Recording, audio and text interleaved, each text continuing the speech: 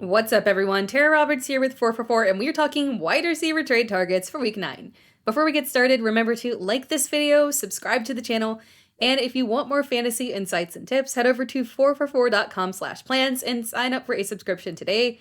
And exclusively for our YouTube audience, use promo code YouTube at checkout to save 25%. Now let's go ahead and dive right in with our first player, Garrett Wilson. It has been tough sledding for Garrett Wilson for the entire season with Zach Wilson at quarterback.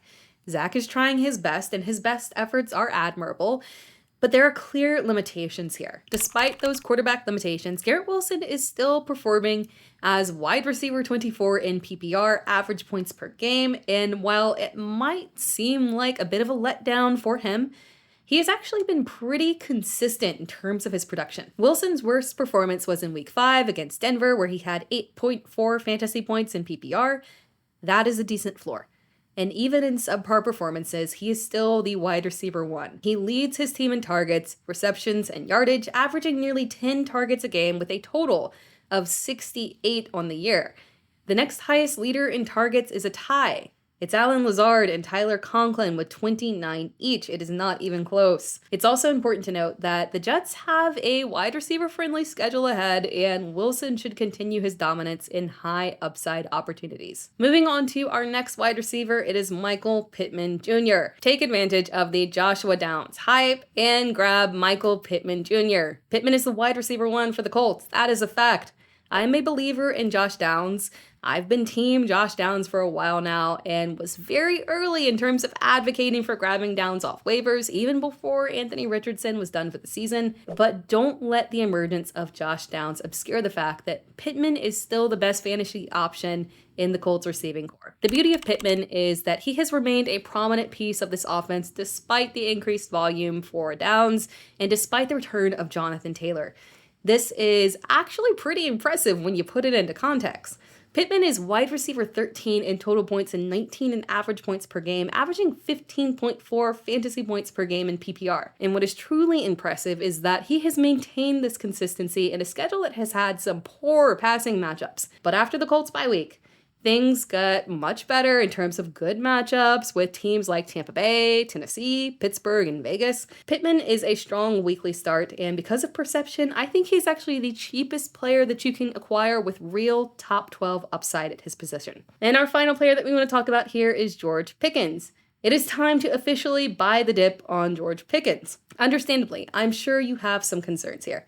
Diontae Johnson came back in week 7 and had good production, but Pickens still had a strong performance of 5 receptions on 8 targets for 107 yards. But in week 8, Pickens had 1 measly catch for 22 yards, while Diontae Johnson had 8 receptions on 14 targets for 85 yards. People are starting to panic thinking that Johnson is back and Pickens will barely get any targets and he won't be usable moving forward. But I don't think that's the case, and I think it's the perfect time to buy him. There's a variety of reasons that this could have happened. Weather could have played a factor in it. The Jags' defensive vulnerabilities could have played a role in it. Ultimately, though, I don't think this is indicative of a massive switch for the Steelers in force-feeding Diontae Johnson and reducing Pickens' usage. But since other people don't see it that way, you can swoop in and grab Pickens over the Diontae Johnson panic. And we also want to talk about one more, actually. Let's talk about Marquise Brown. This is last call on Marquise Brown. I touched on this last week, so we won't dive too deep into it. But Brown has the talent and the capabilities to go on a short top 5 receiver stint, and the return of Kyler Murray is the perfect time for this to happen. Similar to Garrett Wilson, Brown's production is capped by his quarterback situation. And similar to Garrett Wilson, Brown is the clear and dominant wide receiver 1 of his offense. Brown has a total of 69 targets on the year, and the next closest player was Zach Ertz with 43, and now Trey McBride with 35. But unlike Garrett Wilson, the Cardinals' quarterback situation is guaranteed to change. Kyler Murray will return within the next 2 games, and we've already got the game script for the combination of Kyler Murray and Marquise Brown. Last season, when Brown played with Murray, Brown averaged around 18 fantasy points per game.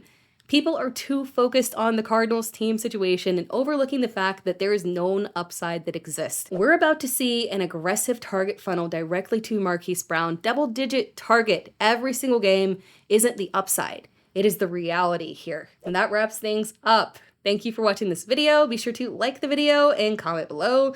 And if you want more fantasy insights and tips, head over to 444.com/plans and sign up for a subscription today. And exclusively for our YouTube audience, use promo code YouTube at checkout to save 25%.